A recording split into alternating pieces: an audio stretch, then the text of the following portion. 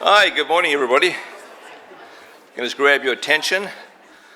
I'd like to be able to welcome you to the Report on Business Magazine's, I think, second annual Economic Outlook event. I'm Andrew Saunders, I'm the President and CEO of the Globe. I want to be able to thank you for joining us. It's great to have such a good turnout in person, as well as for those who will be joining us virtually from across the country. Before we begin, though, I would like to be able to recognize that the Globe is situated on the traditional territory of the Mississauga, the Credit, the Nishnawbe, the Chippewa, the Haudenosaunee, as well as the Wendat peoples. I'm sure you would all agree that 2025 has been a year of surprises, volatility, I think a lot of uncertainty, that's for sure. Despite the outcome of the American presidential election in 2024, I think businesses and ourselves, nobody really, I think, expected the speed and the severity of the trade tariffs. Nor did we expect, I think, the threat to our national sovereignty. Clearly, the relationship, I think, with the United States and Canada has materially changed, and Canada must adapt and appropriately respond in this new era. As businesses continue, I think, to be able to confront the shifting US-Canada trade dynamics, a slowing or cooling economy, inflationary pressures, and the slowing investments that are impacting both hiring and expansion plans, I think what we do know, and typically in market opportunities where there are a lot of challenges, there are equally a lot of opportunities. And I think we haven't seen this in decades with the amount of Canadian pride, determination, and political will that's focused, I think, on strengthening our industries, our enterprises, and the nation as a whole. I think in many ways the US has given us a bit of a push, but it's pretty encouraging, I think, to see the level of unprecedented level of cooperation to meet that head on. Our journalists will continue to play a very important role and a vital role of providing trusted information and analysis as these developments effectively unfold. And we all believe that high quality, independent, credible journalism is critically important in today's era with the rise of misinformation. Some of the journalists that you'll see will be with us on stage today. I think we're going to have Matt Lundy, who's our economics editor, Dawn Kilrea, who's our Report on Business Magazine's editor, and David Moskrop, who's the contributor and columnist with us as well. They'll be leading a variety of discussions on what to expect in 2026, along with potential strategies and tactics that one can apply to either kind of mitigate risk or take advantage of those opportunities. But on behalf of the Globe, I would like to be able to obviously thank Desjardins, Interact, and the People's Group for their support of today's event, because without that level of support, these events can't really be brought together. So on that note, I would like to welcome Matt up to stage to facilitate, I think, the first session. Thank you very much.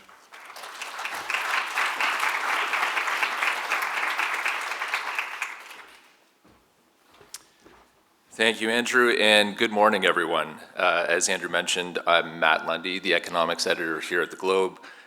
As you can imagine, between a trade war and new leadership in Ottawa, we've had a few things to write about this past year, and 2026 promises to be just as busy, which is why I'm happy to moderate our first discussion.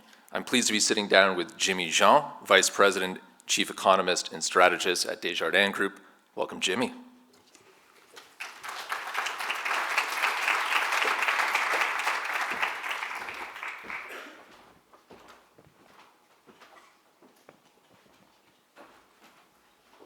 I feel like we need to start off with the trade file.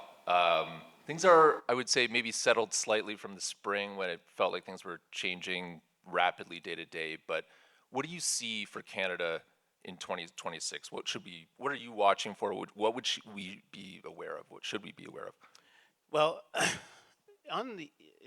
I think it's true. You hear politicians, policymakers describing how we have the best deal among the U.S. trading partners, and that's true. You look at the effective tariff rate that on average a trading partner faces when dealing with the U.S. It's about 23%. Currently, we're tracking it at about 5% for Canada. So that's true that a number of our exports are protected by CUSMA. But here's the problem for 2026 is that CUSMA agreement is up for the joint review. It's not a full renegotiation, at least in theory, it's not a full renegotiation, but it's a joint review, which usually it's more kind of like looking at the deal, fixing some irritants, bringing some amendments, and then agreeing to extend the deal through 2042. That would be like normally when it was signed, that was the intent of this process for this year. But now with the Trump administration, with what we've seen, the shift that the U.S. is undertaking from free trade to what we call managed trade, which is a system where you still have tariffs in place. You have trading partners making commitments when it comes to procurement, when it comes to investment in the U.S. in exchange to have some kind of discount on tariffs, but certainly not getting back to free trade. That's really what we're contemplating as a possibility, or as where the U.S. will presumably want to take Canada the same way it did with the EU, with Japan, with the UK. So that's really the big wild card in 2026, what's going to happen with the joint review. I don't have a crystal ball. I can't predict it with much accuracy. Trump is very unpredictable. But there is this sense that whatever we have right now, which is the best deal, we're going to probably lose. Trump is going to come after our dairy industry, is going to come up after our banking sector, wanting to get more access to it. He's going to come after our digital services, and we saw how the Carney government had to retract on that front. So there's going to be those irritants, but even when considering those concessions, it's hard to see a world without tariffs. And if anything, we've seen more encroachments, more tariffs being applied on some more products. So. The other thing with the CUSMA revision, I should say, it's not a full renegotiation, but it's a revision. But the key here is, will we be able to get some kind of deal that seals everything, that we don't have to worry about the president coming out in the Oval Office with his big Sharpie and signing executive orders that invalidates what he signed. And the sense that we have, it's really hard to expect that. Whatever was signed with the EU, with Japan and all those other countries, they're not legally binding agreements. They're just sort of, we talk a lot about MOUs these days. They're sort of MOUs. So we have to, that's why I'm saying we have to brace for this situation where things are going to be, even after that process is through, things are going to remain in flux, and the uncertainty is going to be very hard to completely appease. So it's a new environment that we have to really learn to do with, as opposed to hope that we will get back to how it once was. You said you didn't have a crystal ball, but presumably your clients are asking you directionally where things are going to be going. Free trade could go up in smoke next year. We have no idea. So how are you advising people for what 2026 could be like? I think we have, and one of the questions we get, continue to get actually, is whether we're facing, as part of that process, that joint revision process, whether this means that Canada could finally go into recession. I say finally because in 2025 there was that concern that this shift to a very protectionist approach by the U.S. could mean a recession for Canada. It hasn't materialized. We saw, we had some numbers on Friday that showed that GDP expanded, even though there are important nuances to make it within the data.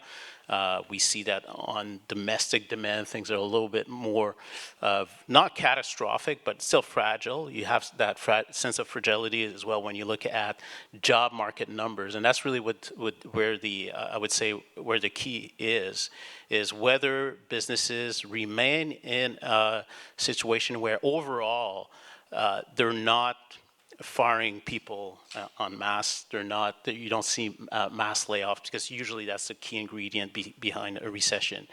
What we've seen this year, and even in sectors that are directly affected, like manufacturing and like trade and transportation, at least the labor force survey tells us that since the beginning of the year, employment in those sectors is up which when you think about it is pretty remarkable. Through all the headlines, the negative headlines we hear about some cutbacks in the auto industry, those things are happening, but you're still having some resilience in some other areas of the economy. And our research has also shown that the industries that were directly exposed to U.S. trade accounted for about 25% of GDP. So it means about 3/4 of the economy is not directly concerned, and in an environment where, coming into this, we were still dealing with labor shortages, structural labor shortages in some industries, in some regions. Those haven't disappeared. So for a company to really take that decision to lay off some workers, it's got to be in deep trouble. And we're not, at least the good news is so far, we're not seeing that at scale. We do expect the unemployment, we have seen the unemployment rate increase a little bit, but we do have it in our forecast topping around now and making a slow grind lower in 2026. And really on the question about a recession, whether we expect a recession, the answer is no. We expect in 2026 growth to be fairly weak. That being said, a little bit north of 1%, but we don't have a contraction in the economy at large, even if for some sectors that are trade exposed, things are going to remain difficult. So we're still in a paradigm of a shift. This is going to be a very protracted shift, to pivot our economy towards other trading partners or towards other, or internally or externally. And also to leverage our strengths and energy and so on, what very much policy is about these days. This is not going to be achieved in a year. It's a multi-year, and I could even submit multi-decade process. So on that pivot, I did want to ask about the Carney government. There are a lot of efforts to boost business investment to quite a big degree. What did you make of the budget and how effective those policies could be in doing that? So I think what the Carney approach, first of all, they focused on the short-term matters and the long-term matters. So on the short-term matters, we saw, that wasn't just in the budget, but we saw how they came with delivering some tax cuts, the rollback of the carbon price at the consumer level was meant to provide some relief to households, a number of measures to support affected businesses, loan guarantees, liquidity supports, and so on.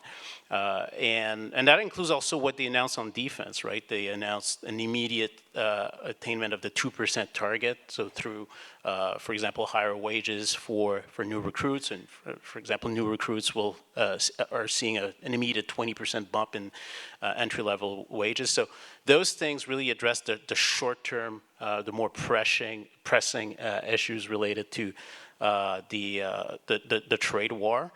But then, and I would say that is sort of what's more refreshing relative to what we've been accustomed from seeing after the pandemic. It's really that heavy emphasis on the long term. So that's where, well, again, on defense, you have that commitment to reach actually 5% of GDP as part of the NATO commitments, and that's going to involve significant infrastructure investments, particularly when it comes to dual infrastructure. That's really where we think the key is in order to make this as conducive to long-term growth, is really to emphasize, in particular, R&D. Defense R&D is where the U.S. has shown extremely strong dynamism in terms of generating new businesses with technologies, innovations that have applications to the private sector. So that's one area they're focusing on, which we think is the right one. And then the other thing is the Major Projects Office. Now, on this front, there's been a lot of marketing, of signaling big announcements.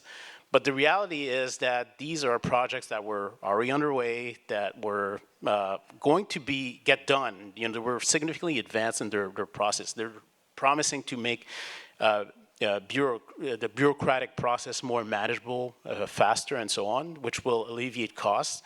But there's nothing that really shifts the needle on this front. And to my knowledge, the only project as part of the major project office that will be submitted to the major project office that is starting from scratch is what was announced, well, on Thursday, which is that MOU about West Coast pipeline. Well, if that project goes through, which is another topic. But so far, I think this is really meant to provide, to change, and I think it's the right, you have to do that as well, because Canada has earned a very bad reputation as a place to do business globally. And Carney is trying to show that this has changed, and he's trying to leverage his, I think, his deep, his extensive network at the global level, be it politically, in the financial world, in the business world, to hope to bring in, they talked about $1 trillion in investments that they think they're going to be able to crowd in. So I think that's really the heart of the strategy, is to try to persuade that Canada is a good place to invest in, to bring in those private investments. But at the same time, we have no guarantee. This is not really bankable. It's kind of a, present a new face and hope that it will work.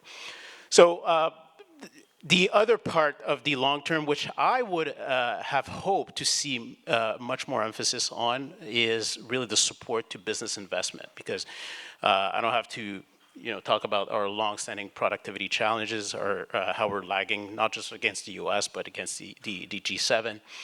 And that requires businesses to invest significantly more per worker than they are. Right now, you're already starting with a few strikes, because you have that uncertainty, which is heavily detrimental to business investment, to business confidence.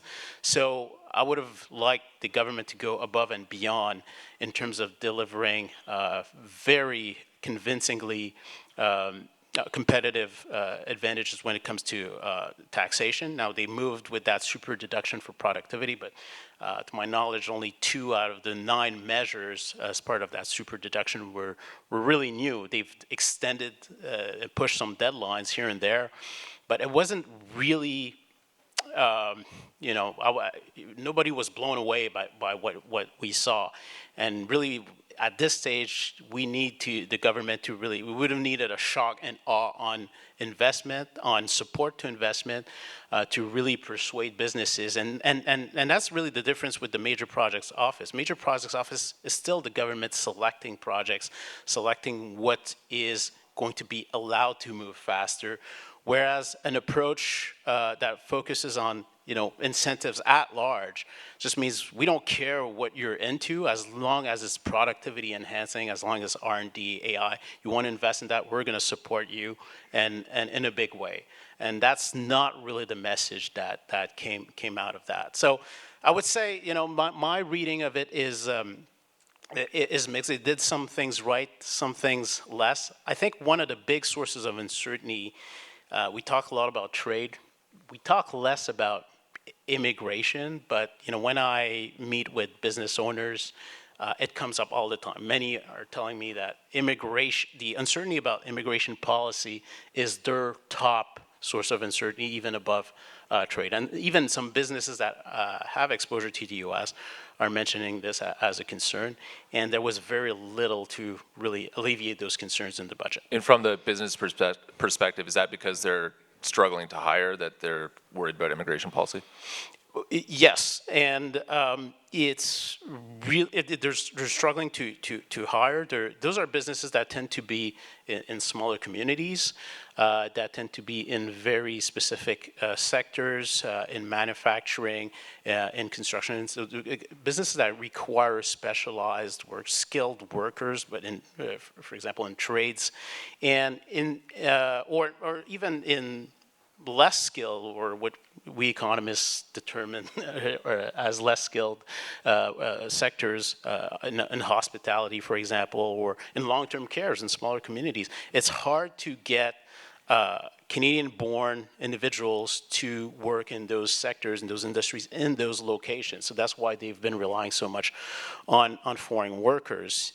Now, the way the rules were set was to say, well, if the unemployment rate in your locality is above 6%, then we're going to stop processing new demands for the temporary foreign worker program, for example.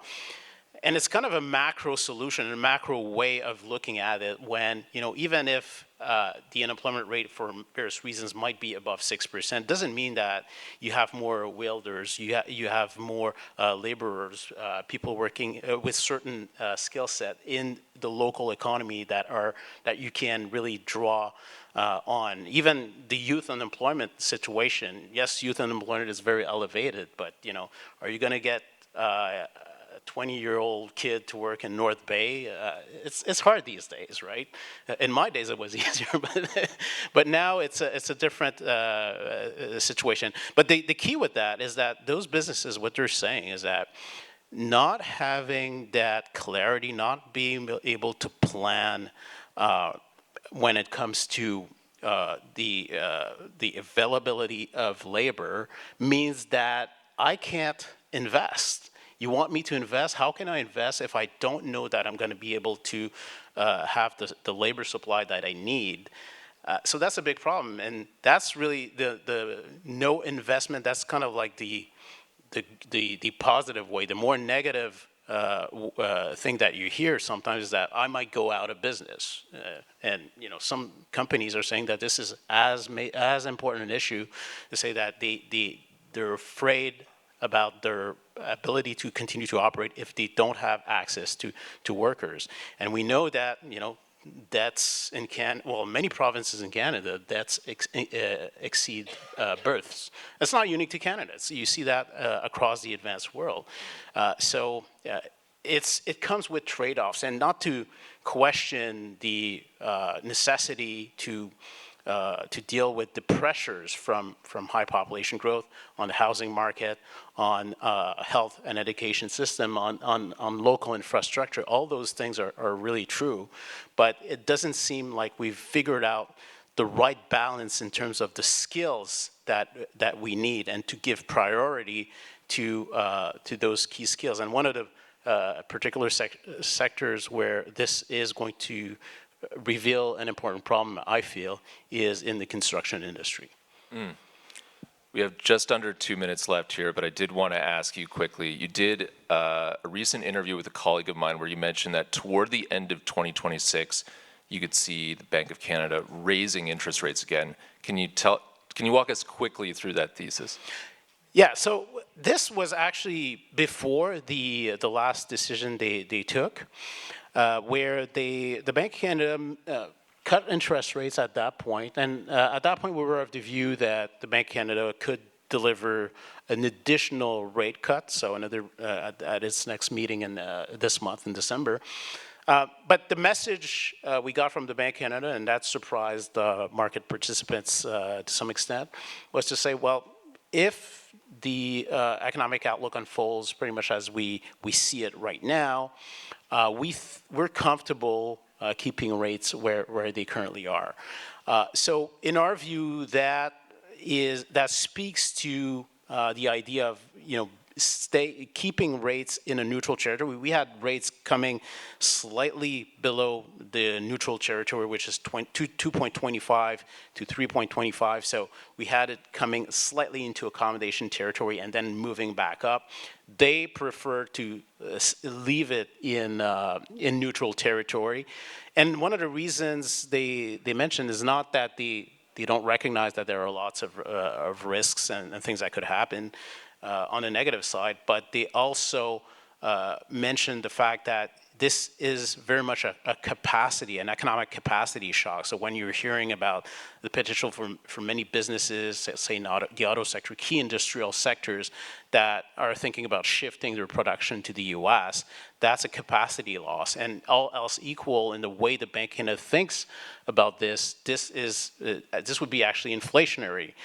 So it wants to be careful not to exaggerately ease monetary policy and get us back into an inflation situation where they have to react forcefully again, and it creates all sorts of problems. We've been through that in 2022, 2023. So that's the Bank of Canada way of putting it. So ever since that interview, we've changed our assessment to have a Bank of Canada sort of on the sidelines here at 2.25. But I would say that where I see still the balance of risk being tilted is to the downside. I still think that given all the uncertainty, given also the lags with which those trade shocks or that uncertainty shock could affect the economy. We just don't, we've seen an economy that's been quite resilient so far, but we don't know if it's just that, you know, give it more time and things will start to go south. And if that happens, and therefore the Bank of Canada scenario wouldn't materialize, I think they've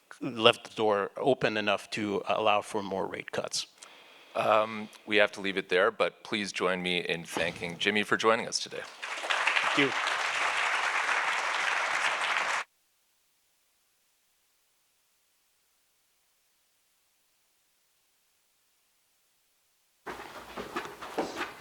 And now I would like to hand things off to my colleague Don Kalea, who will be moderating our next discussion.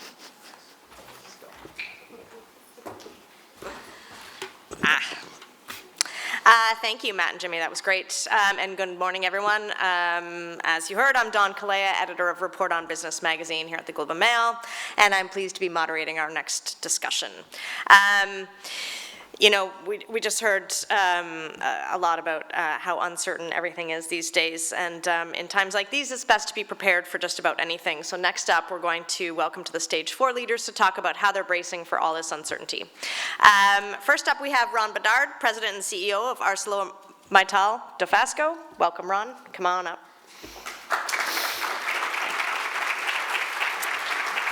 Next, we have Farhaz Tabani, President of Kyndryl Canada.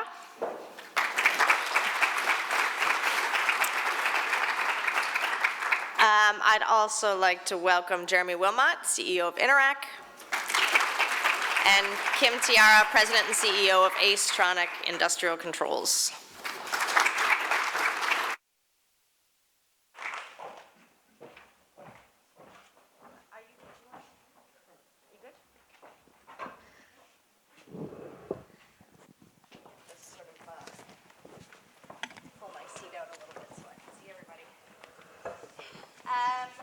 Welcome, everyone. Thank you. Forgot my mic. Sorry, I have so many sheets of paper here. Big Monday morning vibes going on. So I'd like to just start out by asking all of you in turn what's keeping you up at night. And I'm sure that there are a host of things that you could hit on there. But Ron, why don't we start just briefly with you? Well, thank you. As the CEO of one of the largest industrial sites, single site locations in Canada with over 5,000 people working at our site, it's really the people that keeps me up at night. They rely on us to make effective decisions in very, very turbulent times. Their livelihood has been for generations coming to the same location for over 100 years. And the metals industry, it shouldn't be a shock to anybody, is a prime target of the U.S. administration. So we're in a moment where we're pivoting, and it's creating tremendous anxiety for our employees. So it's each of them that I think about each night when I go to sleep. Farhaz, before we get to what's keeping you up, can you just give us a little rundown of what Kyndryl does for anybody who's not familiar with the company? Thank you for that. So Kyndryl is basically an IT service provider. Global company, we operate in 63 countries. There's close to 75,000 of us globally. And so we build, run, manage, design, build, run, manage IT systems that we use every day. So if you think of banking systems, government systems, we're the people that put the technology and the process together and enable the business benefit from the technology. Right. Okay. Yeah. Now, what's got you worried? Again, because, I mean, we are a technology company and we do operate globally, so we have a unique purview across all industry. And to that end, we survey business leaders globally, and we publish something called the Kyndryl Readiness Report. And what it tells us is, there is a lot of uncertainty, whether it be economic uncertainty, whether it be geopolitical uncertainty, whether it be the rate and pace of change of technology. And then you add to that things like, data sovereignty, political change, if you will. What that lends to is a level of uncertainty that's kind of unparalleled and unmatched. And I think we just heard a little bit of that this morning. And so what do you do when there's uncertainty? You have to be ready. And so you have to build a resilient organization. And in our purview, there's two components to that resilient organization that business leaders are concerned about.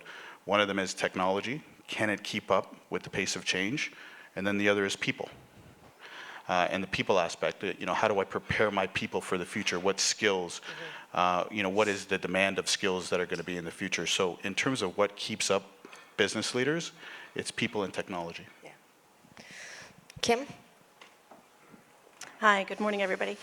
I'm the CEO of Astronic Industrial Controls. We're a SME business located in Mississauga. Our prime customers are plastic molders, people that are making parts made out of plastics.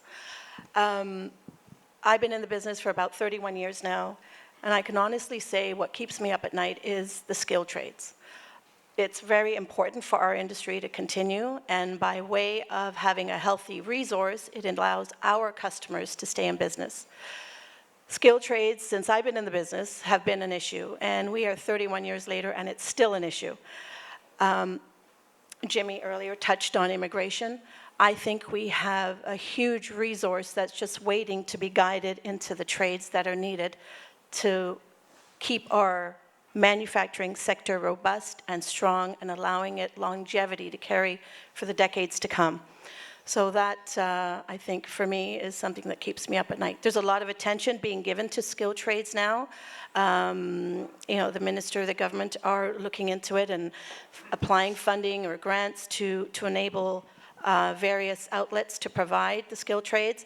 But I think there needs to be really serious consideration for industry, academia, and the government to come together collectively and to teach the skills that we need as an industry. Great. Jeremy, how about you?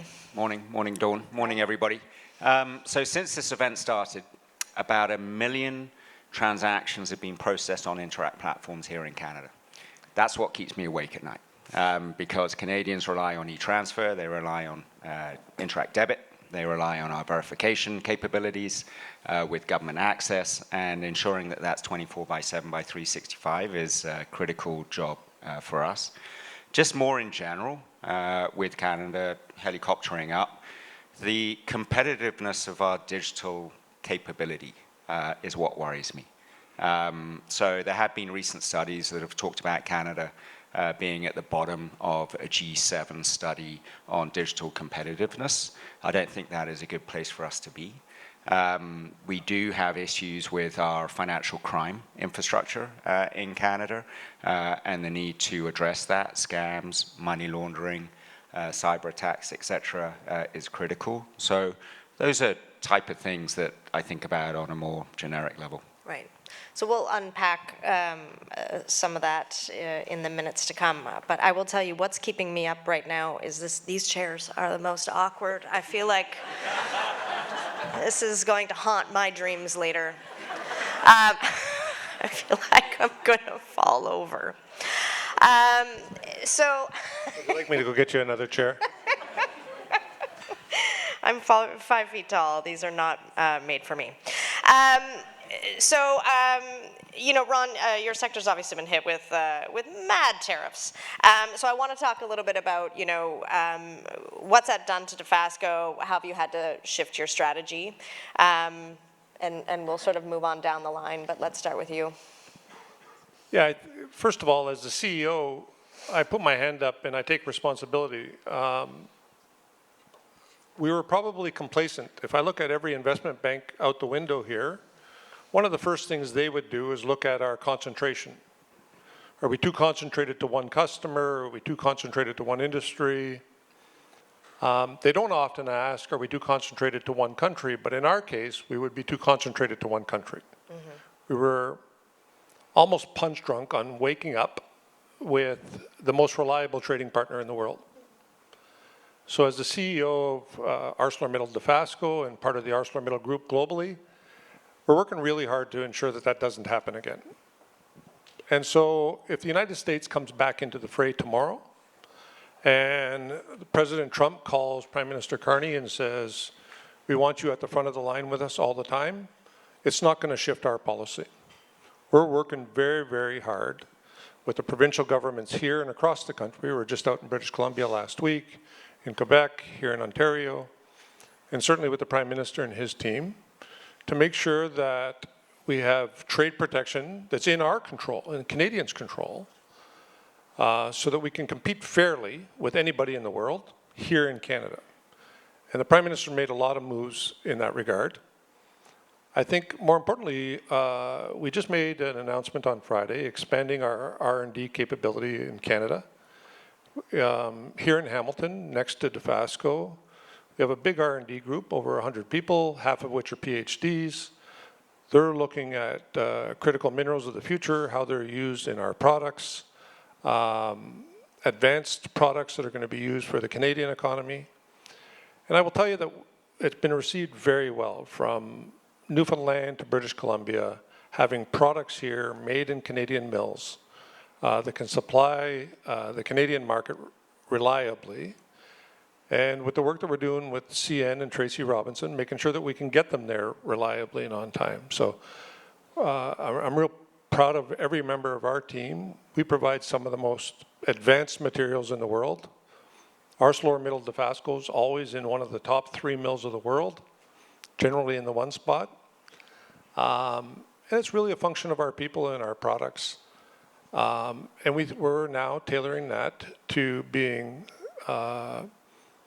more Canadian-centric and reducing our reliance on the Americans. And so again, if that comes back, I heard what Jimmy said about CUSMA. I think we're volatile there. If that comes back, that's good, but we will not be as exposed to a single economy going forward, that's for sure. Right. Farhaz, what about you? So again, my view from a cross-industry standpoint, I think because there's uncertainty, there's a little bit of a hurry up and wait attitude. And because of that, there hasn't been that spark in investment. From a technology standpoint, with things like agentic and automation and artificial intelligence, the return on investment is not as defined as one would expect. And so there's a hesitancy from an investment standpoint. But through our research at Kyndryl, what we've found is that there is a subset of organizations that we call the pace setters that have been able to marry people and technology together. And they work in a kind of symbiotic way.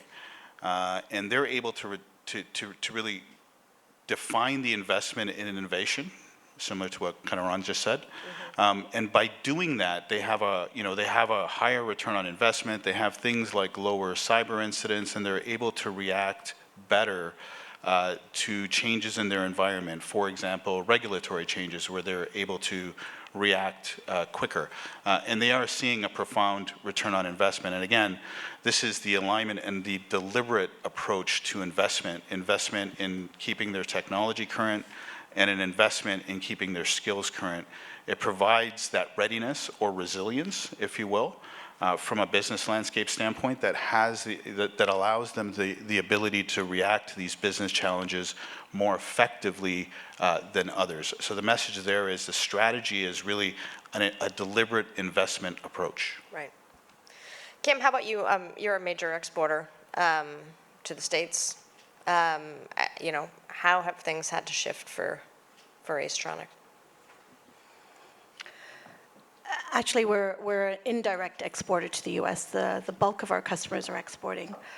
To be honest with you, SMEs, I think, are just struggling to keep their businesses going.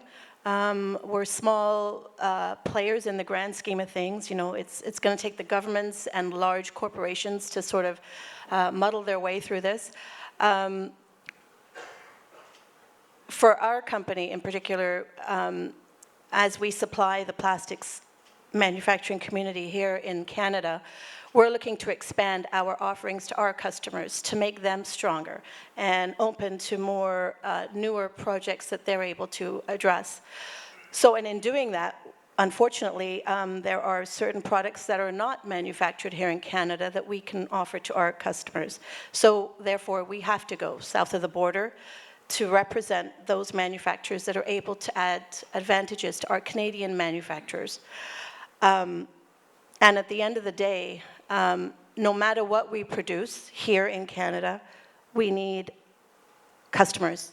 And our customers in Canada, our population is 40 million versus, south of the border, we've got upwards of 350 million. So eventually we have to export. We cannot exist on Canadian customers alone. I think this is a time that we can look domestically and help to cultivate Canadian businesses, manufacturers, make it strong. We are, and I'm going to talk about plastics because that's my sandbox. Ontario is the plastics mecca of Canada. The concentration of companies that contribute to the plastics industry here is immense. And I think that goes unnoticed.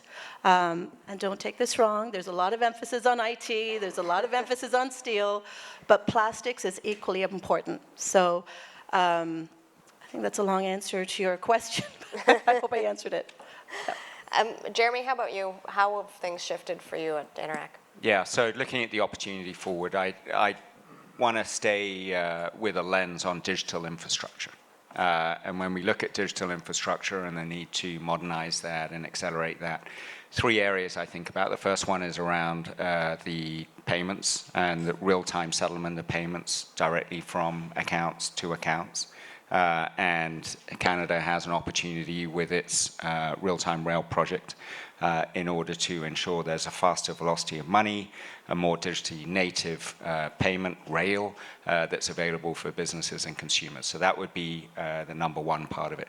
The second part, when there's a lot more commerce going through digital channels, is that the notion of trust and knowing that the person that you're transacting with and dealing with is the person that you think it is, whether it's a business or whether it's a consumer, is critical. And so that trust layer needs to be put in place through a variety of different technologies and verification approaches.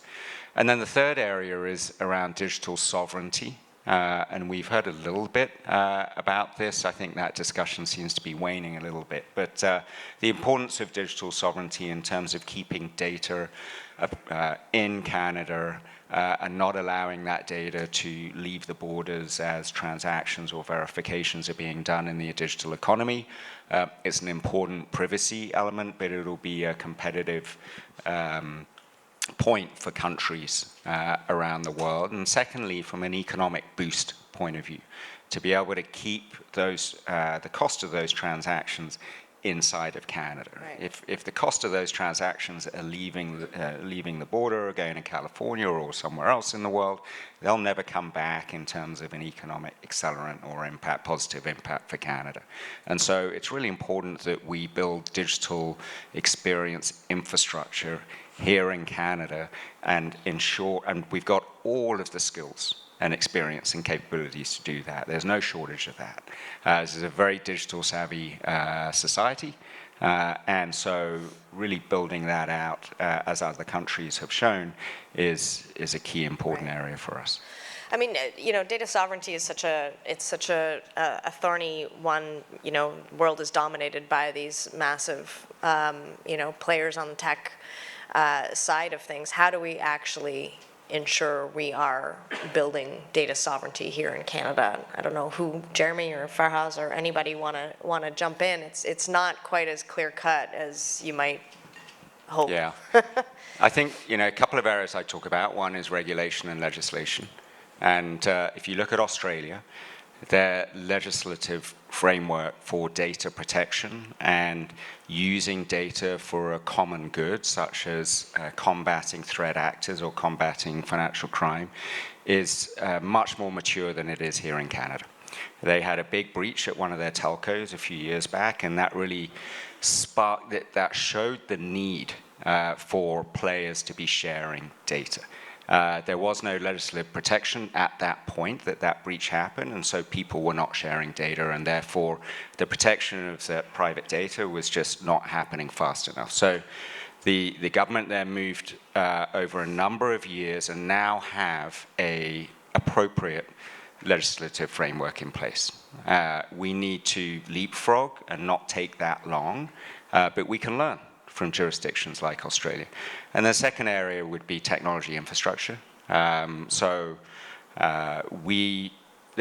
are digital apps. There are digital apps that countries have collaborated and built together in order to ensure that the go-to digital experience for their citizens is a domestic-built digital app that houses payments, verification, loyalty, government access, single sign-on, many examples of that around the world. We don't have that here at this point. We're fairly fragmented in terms. So there is an opportunity to bring that together and pull it together in a cross-industry collaboration way. Right.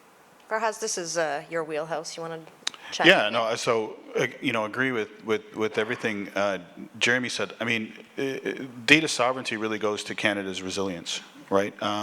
It allows us to be masters of our own destiny, essentially. The offset, of course, is innovation and sharing. Because as you look to some of these applications and what they do, there is definitely a data element and a security and privacy element that we need to be masters of our own destiny on. But we have to draw the line at some point.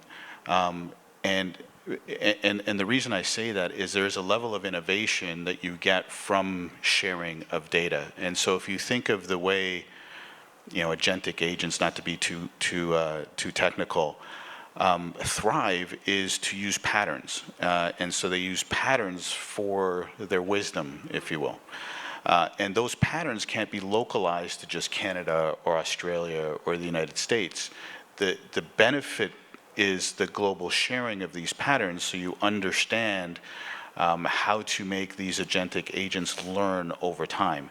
And so while data sovereignty is really, really important from a security and privacy standpoint, becoming masters of our own destiny, investment in technology locally in Canada to build that infrastructure up, what Jeremy just mentioned, but there is a sharing component that we can't lose sight of because the more, and again, the trend over the last 20 years has been for this level of globalization, this sharing of data, to get us to the point from a technology and innovation standpoint that we are today. We can't recede back, but the security and privacy aspect and becoming resilient as a country is just as important as the innovation point. So there is a balance in that element. I want to talk a bit about sort of, the Buy Canadian movement. If there's one thing that, I think we talked about this in our pre-call, if there's one thing we can thank Trump for, I mean, I hate to thank that man for anything, but, it's giving us a bit of a kick in the ass in terms of, recognizing, Canadian strengths and sort of highlighting that we should be using our own manufacturing. And Ron, I know you had some thoughts on, using domestic steel, for instance, in these infrastructure projects. Like, how are things changing, and how does that kind of play out for you? Yeah, I certainly welcome the changes. I would say that every premier has not only given us a seat at the table, but they're listening to us. Prime Minister Carney and his team are listening to us daily and engaging us in the conversation. If I look at steel in Canada relative to any of the other G20 nations, Canada only supplies about a third of its domestic needs. Everything else is imported. We can supply all of it. It's just a trade policy change. If I look at the United States, their domestic mills are supplying about 80% of their needs, as is the EU and South Korea, as an example. So the Prime Minister and the premiers are making that shift. I think about steel applications and whether it's the tin cans that our food is packaged in, all of the buildings behind us, the foundation that holds this building up, the vehicles, the Canadian steel producers can supply almost all of it. And they're creating jobs here in Canada. We can trade fairly with any country in the world without driving costs up. And we're here to support the product through the cycle. And so I think that's been very well received at the government level. In industry, we use the words existential threat way too often.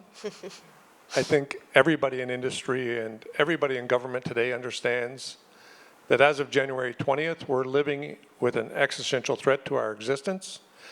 I didn't always wear Canadian flag socks. But I also don't like waking up being told I'm going to be the 51st state all the time. The elbows up commentary is really true to form at our plant. Our plant, the folks come to work, they're proud to be Canadian, they're proud to work in Hamilton, they're proud to build Canadian products that are used across the country that are the best in the world. We have people come from around the world 52 weeks a year to see what we're doing here in Hamilton, Ontario. 52 weeks a year. And we have for over 100 years. Next week we'll have our Christmas party. There'll be 12,000 employees and their families at our Christmas party. It's part of the fabric of the community. It's part of the fabric of the country. We want to make sure that that's there for the next 2 and 3 generations so that the future CEOs are meeting 6th generation Dofasco employees. And we have to be very, very deliberate. If there were a trade deal with the United States tomorrow, some around me would be tempted to head back to the United States for high margin repeat business in automotive. And we have to be disciplined to not put ourselves in this position again. And it's going to be a lot of hard work by all 5,000 of us and by a global group of over 200,000 to make sure that we are not putting ourselves in this position the next time Premier Ford runs a Ronald Reagan ad. Jeremy, you're also very proud of the fact that, you know, Interac is a made in Canada brand. Do you want to jump in a little and talk a bit about elbows up kind of movement? It sort of surprises me that Canadians don't know that Interac is made in Canada for Canadians and actually doesn't operate outside of Canada. So it truly is, you know, the Canadian national asset. I talked about sovereignty before. The one point I'd make is sovereignty. We shouldn't confuse sovereignty with nationalism. And I think that goes to what you were saying, Fahaz, as well. You know, it's economic prudence, and I think that's one of the core values of Canada. And so that's why sovereignty, you know, is so important in the space. I do think the digital infrastructure piece is something we should be talking about more. So we talk about national projects, national infrastructure, digitally advanced economies clearly are accelerating in terms of economic growth and their ability to move money around faster, get loans into businesses faster, for businesses to be able to fast track access to capital. So you know, I keep on, it's a bit boring and I keep on repeating the same thing, but I think that it is critical in terms of identifying what is the digital infrastructure nation building focus and project as part of that national infrastructure build as well. Farhaz, you want to jump in here? So, you know, from our perspective, just as an organization, it's a global organization, but it is headquartered in the United States, and so our narrative has changed over the last 12 months significantly, because again, we operate in Canada as an independent, but at the same time, you know, there's kind of a global strategy, if you will. And so our narrative has changed to the fact that we actually service Canadian clients with a Canadian workforce. And so 50% of our workforce that supports Canadian clients is in Canada and 50% is globally. But in a business like ours, we need to make sure that we're putting, the best skills in front of our clients and doing it in the most productive and operationally efficient way. And so the narrative has changed for us that we have to prove ourselves to be Canadian because, again, the support that we provide our clients is from Canada. We have 7 data centers in the country. We have, a couple thousand employees in the country. And so it's Canadian families and it's Canadian clients, and while it's a global company, we've just had to reframe that narrative for the industry and for our customers. Mm-hmm. So it's a little different. Right. Yeah, it's always a tricky thing. You don't want to stop frequenting, maybe not necessarily Kyndryl, but stop frequenting, U.S.-owned businesses, but it's still employing Canadians, right? So it's a hard balance. Kim, what about you with Astronic? How has Buy Canadian sort of change things? Yeah, no, I think there's been a shift of the overall economic community here to look inwards domestically. I mean, there is a program here in Ontario called Ontario Made, which we became a part of during COVID. I think there was a lot of focus giving to the manufacturing community here during COVID.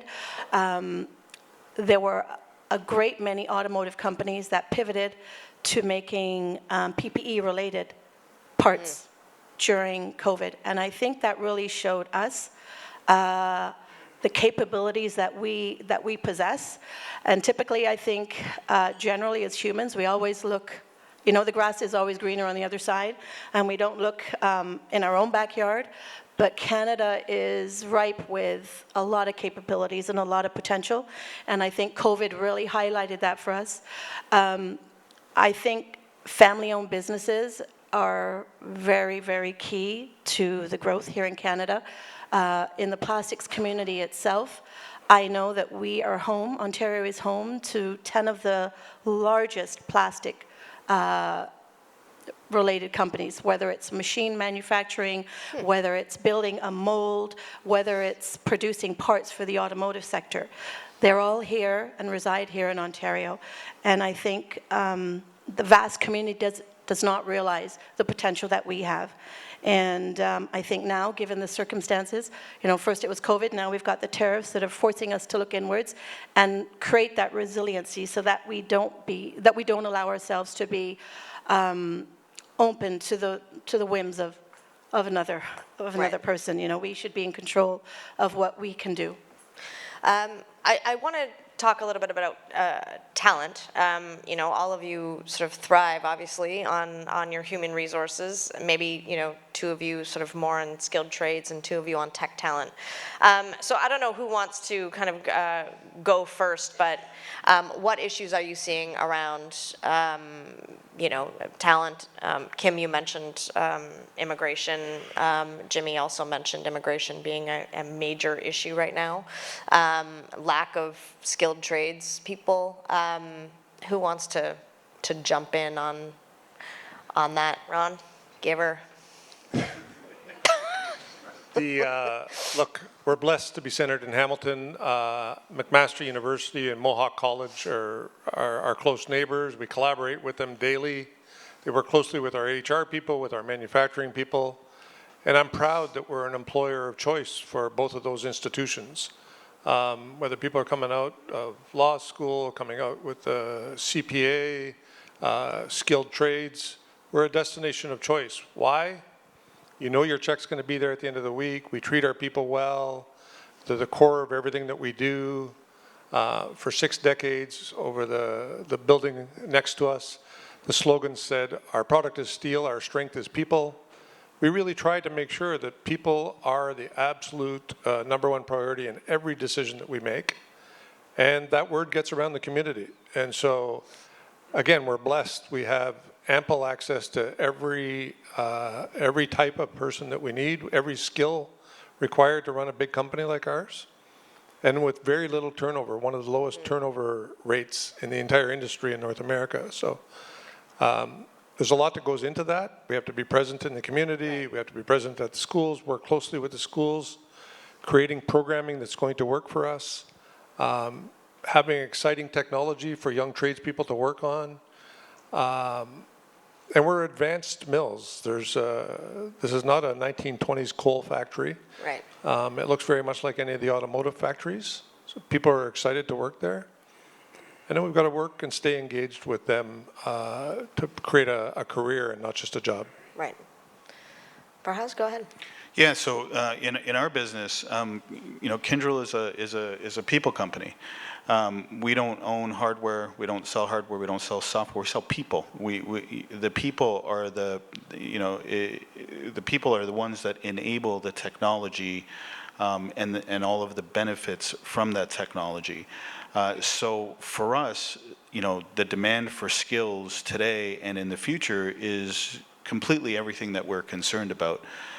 So for us, it's about deliberate investments in technology in the future.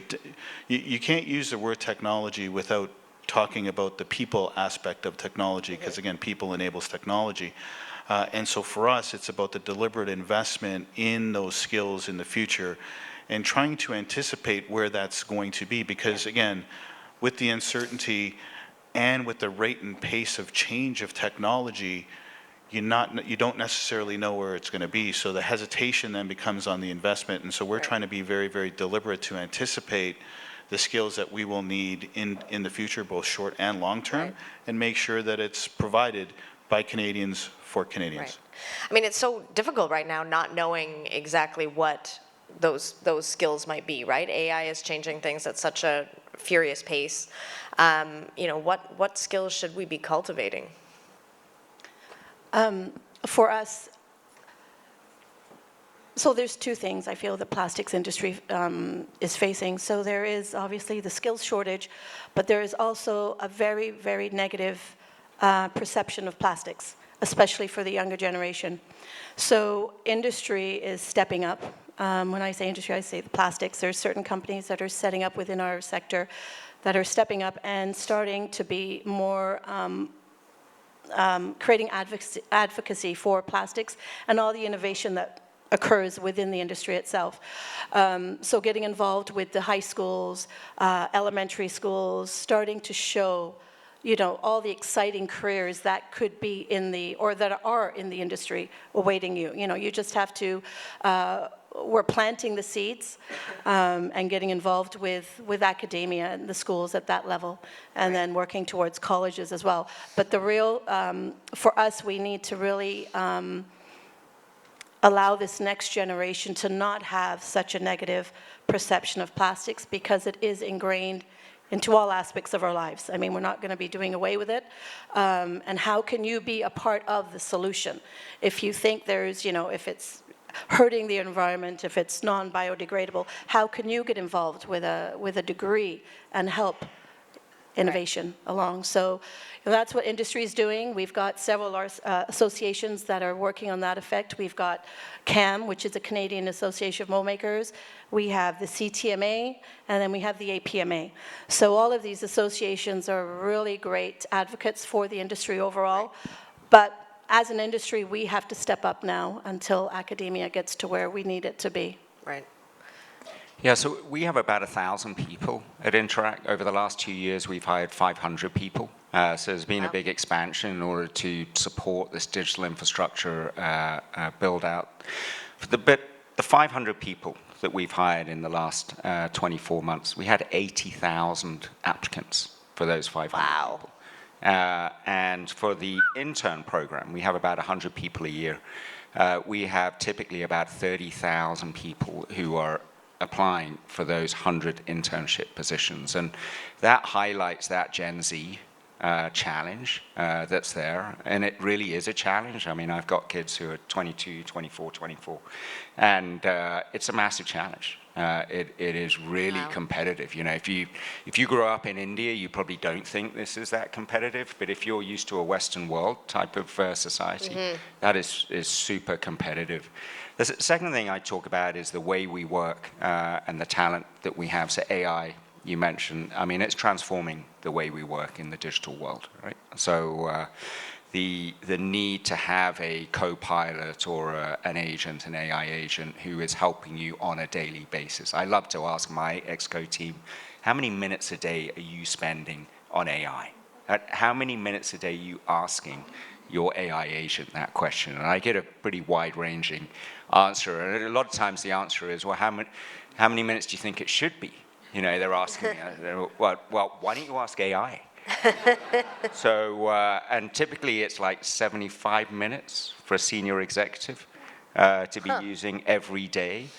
And my guess is a lot of people in here do not have an AI agent or are not using 75 minutes a day. But it helps you to be a lot more productive on an individual basis. And then there are key tasks like software development where clearly there's big efficiency gains that can be had from it. So the evolving skill set of talent, the need for knowledge management systems that support that AI-enabled work, the need for training, and much better to train someone you have than to exit and enter with a new Right. skill set. So your training budgets and needs really need to reflect that. So a lot of change, Right. but a lot of excitement because of the opportunity that it brings. Right. So we've just got less than 2 minutes here, so I just want to do a bit of a lightning round. 15 seconds. Biggest opportunity you see on the horizon? Expanding our product mix. If you look all the way across Canada, your painted car that you drove in on, anything that you see painted likely came from Dofasco. Any of your office buildings likely came from Dofasco. The path system, the steel you look around at when you leave, came from Dofasco. We're now, path our system? R&D team, My other nightmare. our R&D team is working on more products for the Canadian market for the next century. Right. Farhaz? The build of the digital infrastructure in Canada, I think, for us, it sparks a lot of investment, and it allows us to invest in the skills of the future. Kim? I'm going to say Canadians looking out for Canadians. You know, we need to take care of ourselves. This is our house. We need to take care of our house first. Nice. Build digital infrastructure, have sovereignty at the front of the strategy of doing that, and play the long game when you're playing that digital infrastructure build. Right. Well, we've got 30 seconds left, but I think that's a great place to leave it. So thank you so much. Appreciate it.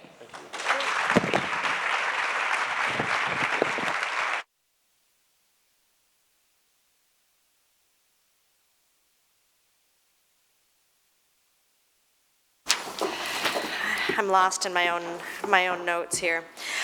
Next up, we have a conversation about how Canada can secure prosperity for the long term, hopefully beyond Trump.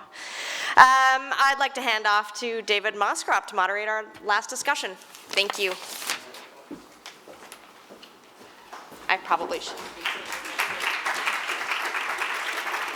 Thank you very much. This is a fireside chat, and I've taken the theme, as you can see, very seriously.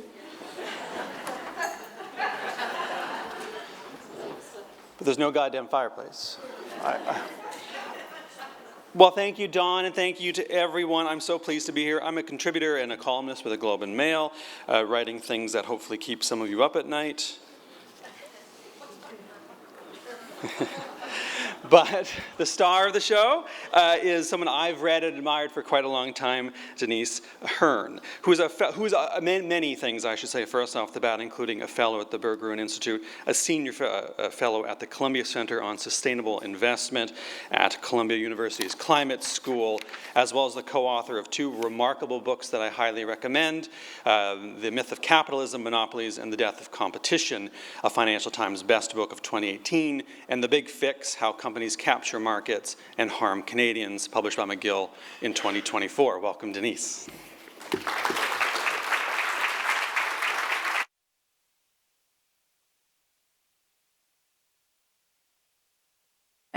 Oh, hello. I have to say I'm jealous of the sweater because I'm freezing cold.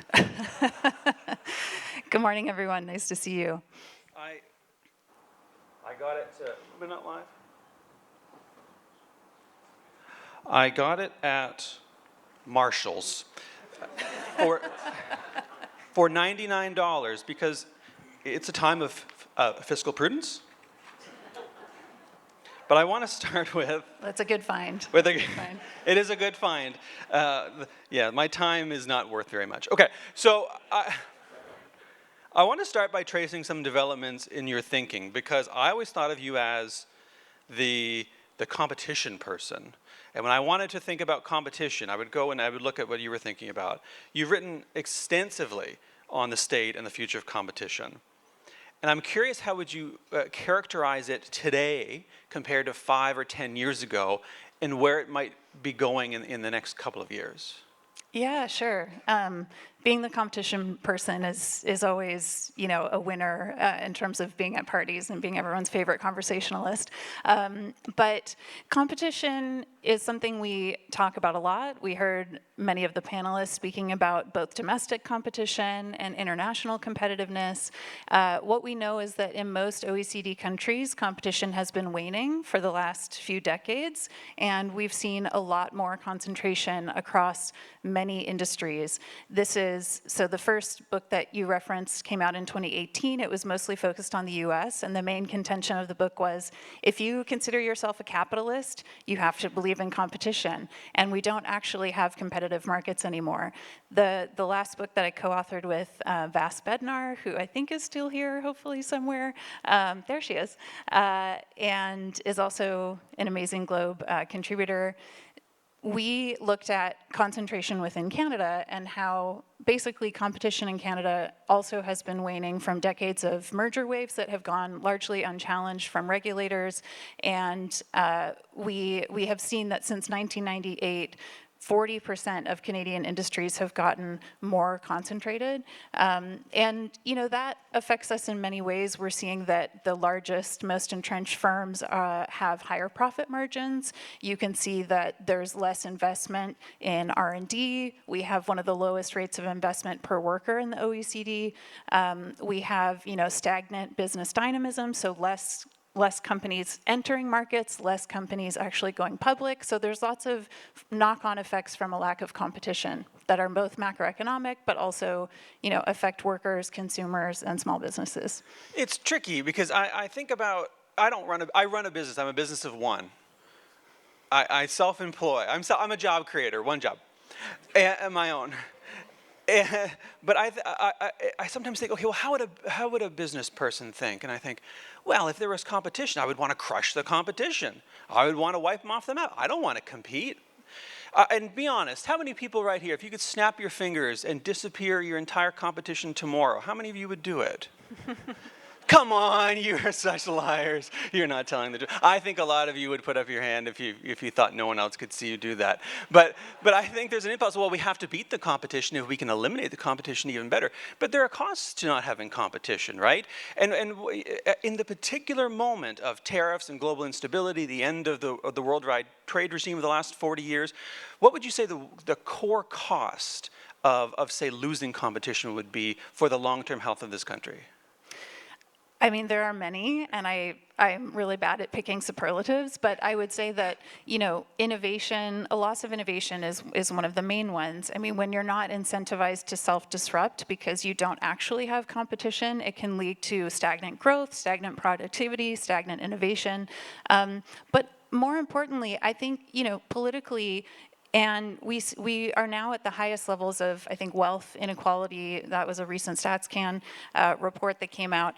And the way, the reason why we have political instability across the world is one of the contributing factors, I think, is this inequality that has, become very widespread. And the way that inequality happens is mechanized within markets. It's mechanized through dominant firms extracting more wealth from their workers, extracting wealth from consumers, extracting economic rents, essentially. And if you're a monopoly, you're in a position to extract economic rents. And that's what we've seen, is not only concentration within industries, concentration within capital markets. And so I think, this isn't just sort of like abstract, it's real. People feel it. They feel a lack of agency in their economic lives. They feel a lack of freedom. And this is why you start to see some of the kind of political narratives that I think have formed. And so it has wide-ranging consequences. It's not just about a lack of competition, it's really about how do our economic systems function, who are they benefiting, and and what are they producing in the end result. So I'm going to give you a little preview of what I hope the arc of this talk is going to be. When I wrote my first book, it was about how we made political decisions and why we made bad ones. And my agent said, the first draft was such a downer. He says, you can take people into the valley, but Jesus Christ, Dave, you've got to take them out of it because otherwise nobody wants to buy the goddamn book. So it's like television shows, right? Everybody wants the protagonists to succeed in the end, or they feel a little bit ripped off. So I want to take everybody down into the valley for a little while with the hopes that at the end, if there's time, we'll try to come out of it. So let's go into the valley, because I would read your work, I'd read Vasta's work, I'd think, oh, this isn't great. And then I hear, well, now Denise is thinking in longer term, bigger structural global systems. I'm like, oh, Jesus Christ, this makes me very nervous. Because I would think the state of global institutions is not fantastic. The scale of global problems is such that I'm not convinced that we can solve them. So I'm curious why you've made a shift into bigger sort of galactic problems. Yes. No pressure. No, yeah, no pressure. So one of my most recent appointments as well is I'm now working for an organization called the Long Now Foundation, which tries to get us to think in the span of 10,000 years. So I know the brief for this was what's happening in 2026, but hopefully we're going to expand the remit a little bit. And, you know, I think I came to this as I have come to all of my work, which is a sense of curiosity and unanswered questions, and as you try to answer those questions, you actually uncover a whole other set of questions. And so in looking at competition and looking at these macroeconomic dynamics, and also looking at our regulatory and legislative tools that we have to deal with it, after 6 years of working on this policy file, I largely feel like they are really ineffective, and our policy regime is not up to 21st century challenges. So now you have companies that have larger turnovers than many nation states. They are, you know, they totally suffuse many states' ability to properly regulate them. So that's one major challenge. And I just don't think that we have the appropriate commensurate sort of countervailing forces to really deal with the power imbalance that we're seeing in these systems. One of the other things is that we're now in the age of the planetary. So I know that we're, you know, elbows up and we're all about Canadian sovereignty, but actually there are many challenges which now go well beyond one nation state's ability to deal with them. Carbon knows no national boundaries. Pandemics know no national boundaries. And so too, data and digital, you know, digital infrastructure, digital trade, and AI. You know, it's the most, actually what's interesting is ChatGPT came out basically 3 years ago yesterday, and it is the fastest adopted technology in history. And so these, you know, these new planetary challenges, we as one country cannot solve them alone, and so we have to be thinking about looking to the future and looking at what types of institutions do we want to create to actually be able to effectively meet the moment of these 21st century challenges. Can I confess something to this room for the first time? We're all off the record here. Nobody here's a journalist.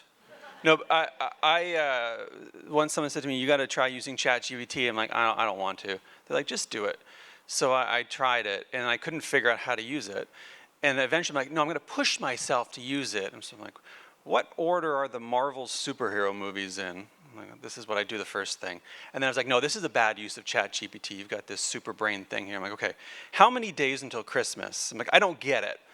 And I think that sense that there's an attempt to try to get these technologies that move very, very quickly, while we're also facing these structural problems like climate change, the collapse of the global trade environment, the democratic recession, by the way, which has knock-on effects which are extraordinarily dangerous, because if businesses like stability and predictability, the death of democracy, bad news for those things.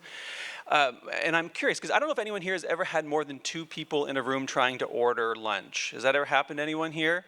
You immediately get a bit of a coordination problem, right? 3 people. Well, if you've got 10 people in a room trying to order lunch, you need a fascist. Like, here's what we're having for lunch. I say that by way of getting to this question, which is, when we face these large structural planetary problems, how do we adopt a mechanism domestically and globally to navigate them? Because I look at the order of things, from industry, civil society, academia, to the subnational level, to the national level, to the international level, and think, how do you coordinate an effective and rapid enough response to that? Starting with small questions this morning. So my colleagues and I at the Berggruen Institute, which is a global think tank, are thinking about this very problem. And one of the proposals is essentially what we're calling planetary scale institutions. Now, this is not global government or anything scary like that. But what it is recognizing that most of our multilateral institutions, including the UN, which, by the way, were only formed, I mean, 70 years ago. I think one of the things that gives me hope is recognizing that even things like the nation state were not a foregone conclusion even 100 years ago. It's remarkable that actually the League of Nations, which came in after the First World War, there were only around 60 nation states in existence at that time. In 80 years, roughly, we have tripled that amount. And so I think, the nation state itself is actually a very, very new in human history and in our ways of organizing. And so I think we have a lot more room than we realize to be creative and to experiment. Now, what we are thinking about is this notion of planetary subsidiarity. So subsidiarity is the notion that you should devolve decision-making to the most local level possible. And this is, in theory, how the EU was created, that there was meant to be a devolvement of most political decisions down to the local level, and then only in instances where you need that kind of regional bloc authority, the EU would step in. That is the idea that we're playing with here, that there are certain things, as I mentioned, with pandemics or with global data. I'm doing a project on nature-related data governance. It's so interesting. I get to speak to like geosatellite people. I get to speak to genetic data folks. We have launched hundreds of Earth observation satellites within the last decade into the planet. We've like sprouted this technosphere, this exoskeleton around our planet to observe ourselves. We now have this planetary sapience where we are starting to understand ourselves as a whole system, and particularly with elements around climate, with our planetary boundaries. Those are things that we're going to need to look at as a whole, as an entire planet, and not in these isolated nation-state systems. So only in those instances do we think that there need to be new types of institutions that can, as was mentioned on the former panel, do open data sharing where we can actually see ourselves as a whole, where we can start to understand how to respond as a whole system, which we are. We are a whole Earth system. I want to think about the economy for a couple of minutes. Because everyone's nervous right now because we don't know what comes next. We think we're very smart, and we are smart, but the world is more complex than we are intelligent. And there was basically one guy who predicted the collapse of the Soviet Union when it happened. And you start to think that, well, look, if you've got 100,000 people predicting an unlikely event, one of them is bound to be right just by accident, right? So if you ask someone what's going to happen 5, 10, 15 years from now, who knows? We stare at the state of the economy and we think we know what might happen, but we really don't. There's all kinds of things that could happen, including a pandemic, right? The election of a leader who disrupts the global system overnight. One person who's got a movement behind them, but one person who is at least the proximate cause. And you think, okay, this is a little bit more unstable, a little bit more fragile than we might think, or we might hope. So that's the problem we have. We have an understanding of the economy, I think, primarily as about, well, GDP. And we're focused on GDP, and we want to predict GDP and understand the distribution of well-being and wealth through GDP. And some people say, well, what if we think about it differently? What if we think about the economic future of the country slightly differently, of the world slightly differently, and we measure it slightly differently? I know you've thought about this a little bit. Can you talk us through a little bit about alternative understandings of how we think of the economy and how we think it might develop in the years to come? Sure, and I want to undergird your point. I mean, so the economy is a complex adaptive system, and when you have emergent complex systems, they are fundamentally unpredictable. That's why it's very difficult, even still with all of our technological prowess, to predict the weather accurately, because there are just certain systems that are emergent that you cannot predict. I also, one of my first gigs after my MBA was working for a macroeconomic research firm in London that sold to institutional investors, and basically we had leading economic indicators that we would try to use to predict where markets would go. But really, 6 months was kind of a sweet spot, and a year was really all you could do. And if any further than that, it was like, it was a Wild West. There's no way that you could actually have accurate forecasts. And so just to say that, yes, we do live in very large, complex systems. I want to before I forget, I want to recommend a book to everyone called The Unaccountability Machine by Dan Davies, which I think is a brilliant book. And what he says is essentially when you have these really large, complex systems, you get into an accountability trap where it's like very difficult to identify a person responsible. And that is one of the main things that kind of afflicts our big systems.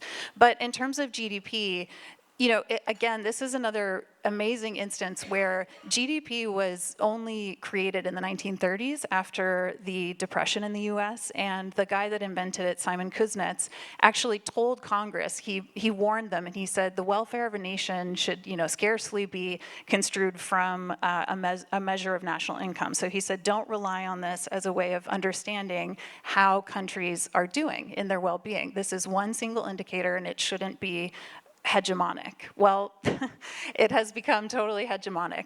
And it's a very good thing. It helps us, understand ourselves relative to other countries. It has a lot of benefits. And, we, as humans, we like to reduce complexity. Reductionism is good. One single measure is useful. But it doesn't tell us a huge amount of information. And there are, well-documented arguments against GDP. As an example, I could, smash up the windows in this beautiful space, and we would hire someone, and they would fix the windows, and then I would smash them again, and we would, and you could do this over and over and over again, and that actually builds GDP because it's creating, economic wealth. So things like war are very good for GDP. Natural disasters are great for GDP, but these are things that we don't actually want. And so there are many proposals of alternatives. There are hundreds of different indicators. I read a recent sort of meta-analysis of them, and what was interesting is the researchers found there's about 20 indicators that are basically consistent across all of these different hundreds of different proposals for a replacement for GDP. And Canada actually did recently just do a new quality of life and well-being index, and they've created actually a new committee this year in cabinet. So I think, what we need more information sitting alongside GDP to help us really get a picture for how the economy is performing for people, how we're looking at our natural capital stock and so on. I took a lot away from that, but the primary thing is I'm going to incorporate two businesses when we're done. One is going to be Window Smashers Right. LLP, and the other one's going to be Windows Repairers. Yes. That's basically the Twitter model. I hope you hire me. This is yeah. So we've in the 6 minutes we've got left, we've started to come out of the valley. I want to try to get us all the way out of the valley because I listened earlier about things that kept people up at night, and I literally do end up sometimes up at night thinking about certain things that just capture me. One is the nature of existence and what exists beyond corporeal life. Which is why it's like I'm a blast at parties. I'm like, you ever thought about dying and what comes next? I'm like, I gotta go talk to someone else. No, but the stuff what comes next? Well, I don't know. I think Aristotle had it right. Aristotle said that I don't think there's a God, but if there is one, they don't really care very much about us. I'm like, that seems about right to track with the way that the world is going. I keep taking us further into the valley. I'm sorry. Let's get out of the valley. I mean, we've heard not just here, but throughout the day about risks and challenges and uncertainty. And assuming all this is true, we think, okay, well, then we've got problems. I mean, and accepting that there are problems is job one. And then job two is assessing those problems. And job three is developing a plan to fix those problems. And job four is executing that plan. And I want to focus in the last 5 minutes on what makes you hopeful about the next year, the next 10 years, and the next 10,000 years. You put 10,000 on the agenda, and I want to hear. What makes you hopeful? Because if we begin with the premise that we're cooked, then there's no point in getting out of bed in the morning. You've got to begin with the idea that you can solve these problems. What gives you hope? Yeah, I totally agree with that. I think there's a lot of discussion about the polycrisis and the metacrisis, which is our ability to sense-make the polycrisis, and that is all true. I mean, we have these compounding problems that in some ways amplify each other. And it is scary out there, you know. But what I try to take hope in is what I have tried to come back to in this interview quite a bit, which is we made all of this up. I mean, we made it all up. And that means that we have the ability to create completely different futures that may be unrecognizable to us today. You know, I often think about the fact that electricity wasn't even invented, you know, 200 years ago or so, 250. And so you think about looking out the window here, a landscape that would have just been completely dark when the sun went down. And look at what we have created as humans. Our ability to collaborate is exceptional. And I think that that is one of the things that makes us, you know, very resilient as a species. And so when I also try to think about, it's very easy to wake up every day and see the headlines and think about what's going wrong. And what I try to do is I think about how many people wake up every day and actually try to maintain what we have. Many of the business leaders you saw on stage here wake up thinking about how to create systems that are resilient from attack. They think about how to keep their workers employed well. I think most people wake up trying to improve things, and there's a handful of people that try to destroy. But we vastly outnumber those people. And so that gives me a lot of hope. I try to think about, well, you know, even though I flew in at 2 a.m. last night because I was delayed for 12 hours, someone stuck me on the earlier flight and got me here. And, you know, that I think we need to keep coming back to that touchstone. Longer term, I think we go through cycles of cooperation and conflict as a species. That is just true to our human nature. There's a great book called Lessons from History by Will and Ariel Durant. They were a married couple, historians that look at thousands of years of human history. And so it's clear that we're in a cycle of conflict. You know, we've been in the post-war collaboration phase for 50 years. That is shifting. But that we can ride these waves. We have ridden much scarier waves before. I think we tend to underestimate our ancestors. We think that we're so refined, we're so technologically advanced. Actually, you know, our ancestors faced incredible challenges with a lot of creativity and ingenuity to get us to where we are today, and 10,000 years is going to be no different. There's a great book by Stephen Mythen called After the Ice, and it traces human history from the end of the last ice age up until relatively recent years, you know, a few thousand years ago. And he talks about a point at which humankind were almost wiped out.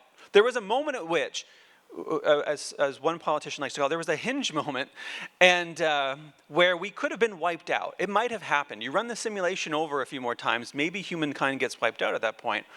And I think, you know, I want to close on this point, how, to what degree having a sense of, not just purpose, but a sense of wonder animates the work that we do. Because last night I get on the plane, where I'm going to fly from Ottawa into Toronto, fly into Billy Bishop, and every time I get on a plane, I try to look out the window and just appreciate that, oh my Lord, we are human beings who are going to, you know, slip the surly bonds of Earth, and off we go. And I think this is actually beautiful. This is touching. And then you do the approach to Billy Bishop in the dark in the wind. I'm like, this was a huge mistake.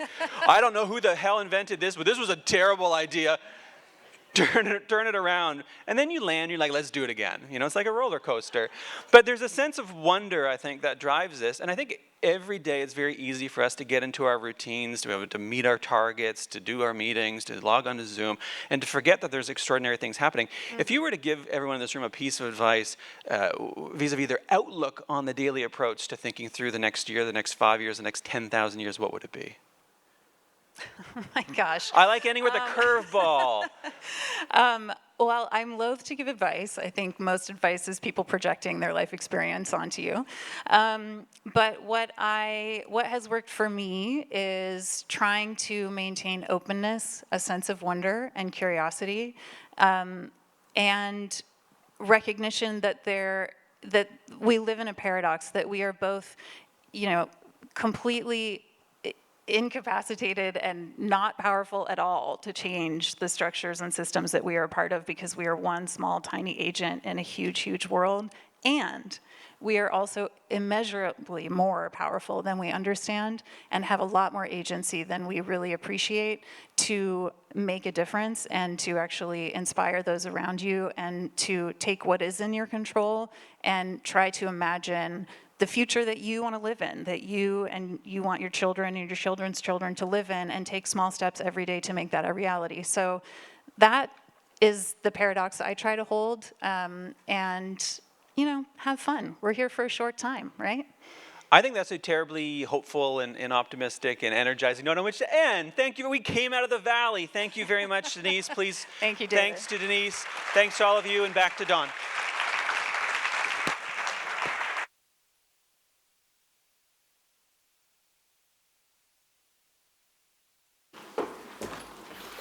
That was not at all what I was expecting this Monday morning. Thank you so much, Denise. That was fascinating.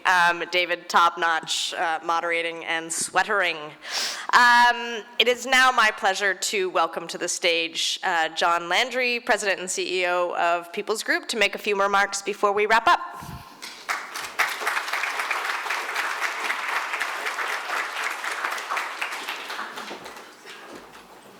Now, I am a little bit taller than Don, but I've sat in those chairs and I can vouch that they're not that comfortable, so I'll stay up here for a little bit.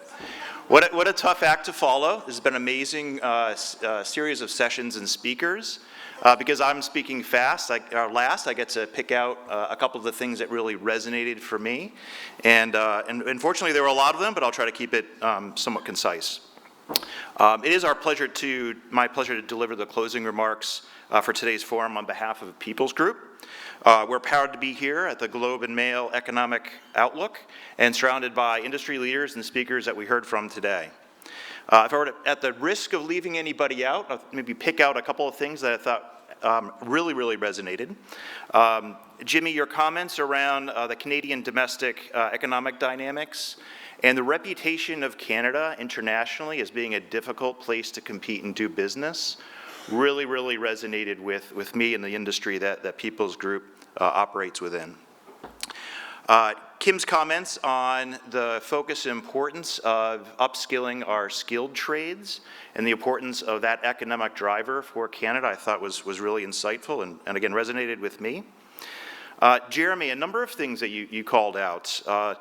The importance of digital competitiveness and the status of Canada at the bottom of the G7 in terms of our digital competitiveness and our digital infrastructure are really striking for me.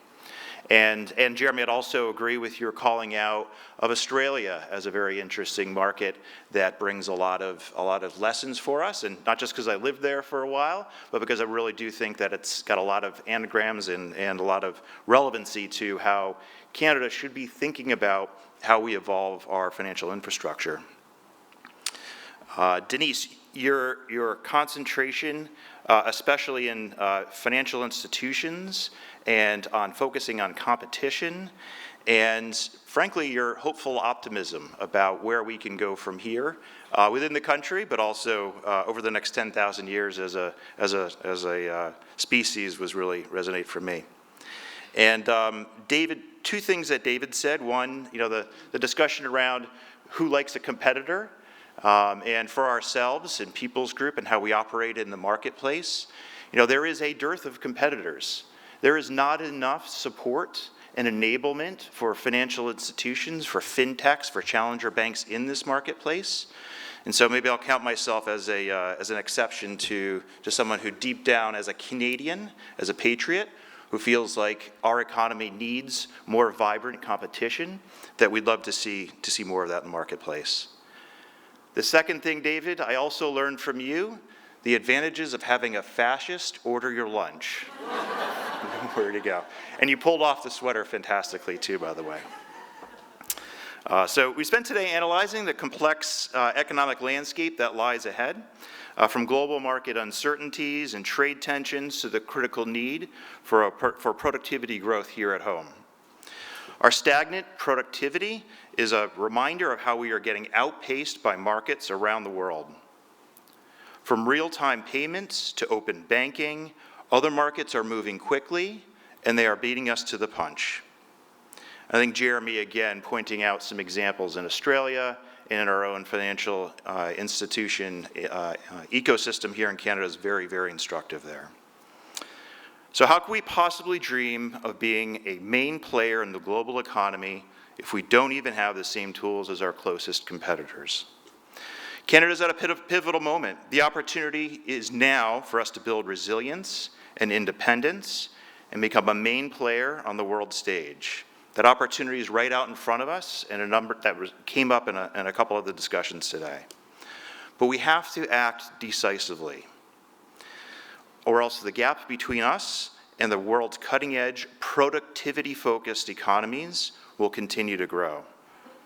Our federal government's recent budget struck a tone of urgency to build up Canada's resilience and self-sufficiency and ability to be an active player on the world stage. I'd also point out that while the intentions are very good, we already see an erosion and a potential risk to many of those good intentions in the discussions and how the budget's going to roll out and the impact and perhaps unintended consequences throughout different sectors in the economy. And I'm happy to answer questions of my opinion about that later. So all of this comes down to ensuring that we are creating a fertile ground for competition in Canada, and in particular, in my perspective, competition within financial institutions and the financial ecosystem.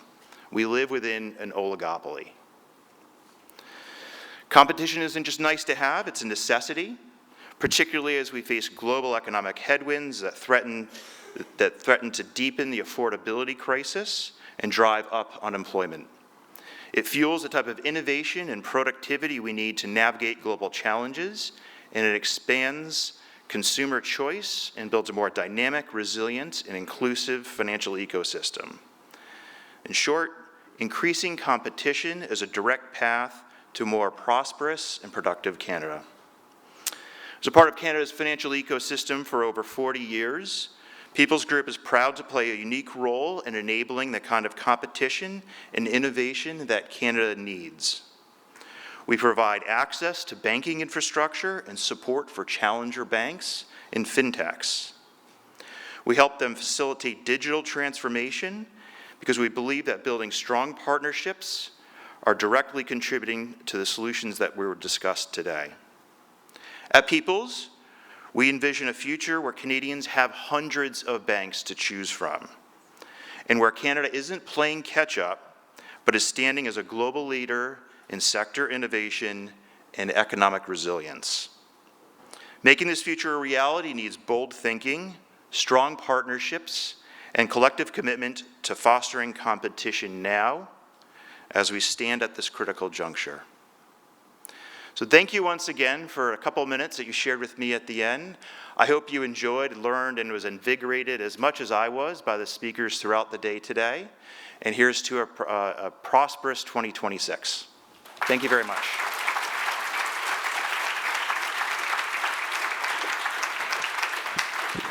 Thanks a lot, John. And that concludes our program for today. On a slide behind me, maybe? Oh, yeah. You'll see a QR code to fill out our event survey if you have thoughts. We'll also send you a link via email. And we will be sending out a link to the event recording of today's program in a week or so you can view it again and share it. On behalf of the Globe and Mail, I'd like to thank everybody who came today, speakers and audience members alike.